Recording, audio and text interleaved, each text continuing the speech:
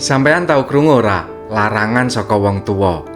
Prawan ora oleh mangan ning tengah lawang, mengko ngedohne jodoh. Nanging tau kepikiran ora, apa hubungane mangan ning tengah lawang karo jodoh? Mosok iya mung merga mangan ning tengah lawang marai ngedohne jodoh? Apa aja-aja larangan iki wis ana wiwit jaman biyen, utamane ing budaya Jawa. Biasane ditujokake kanggo bocah wadon utawa prawan. Aja mangan ning tengah lawang, marai ngedohne jodoh. Amarga kerep diucapake, pungkasane malih padha percaya. Ing budaya Jawa, lawang kuwi dudu mung papan kanggo liwat. Lawang iku lambang metu mlebu, panggonan wong teka lan lunga.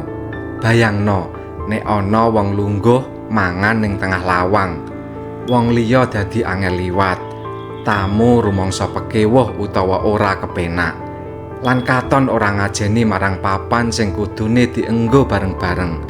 Dadi sejatine iki dudu soal mistis, nanging soal etika lan tata krama.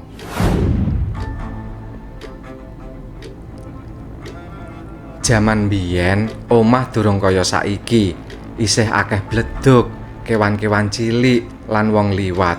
Lalik mangan ning tengah lawang, panganan gampang kena bledug, lan iso kesenggol wong liwat, panganane kutah. Ora penak lan yo ora resik. Dadi larangan iki uga nduweni alasan sing logis lan masuk akal. Keneng ngopo kok nganggo tembung prawan? Amarga ing budaya Jawa mbiyen, parawan kudu njaga tumindake, carane lungguh, carane mangan, nganti panggonane mangan uga kudu digatekake. Mangan ning tengah lawang iso dianggep ora elok, ora jumbuh karo tata krama utawa etika Jawa.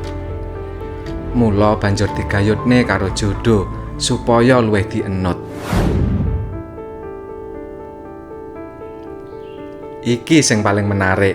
Jaman biyen wong tua ora jelasne kaya saiki. Mula padha nggunakake cara sing cepet, yaiku kanthi paring wewaler utawa larangan. Banjur ditambahi akibate. Lan adoh jodone dadi salah siji ancaman sing paling ampuh, utamane kanggo bocah enom. Padahal kuwi mung cara supaya bocah manut tanpa akeh pitakon.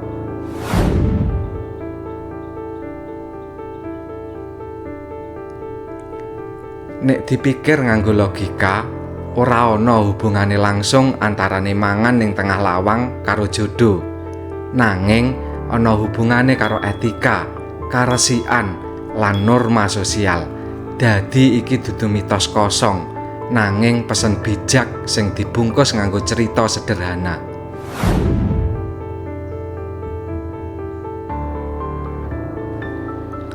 Saka kene awake dhewe iso sinau.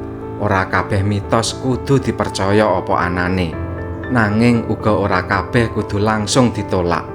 Kadang ing walike mitos sing sederhana kuwi ana pitutur sing jero, yaiku ngajeni wong liya, njaga sopan santun, ngerti papan lan kahanan.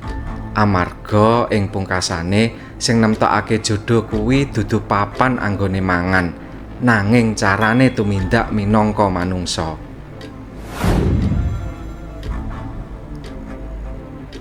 Yen sampeyan tau krungu mitos Jawa liyane, tulisen ning kolom komentar ya. Sapa ngerti iso bahas ing video sabanjure. Matur nuwun.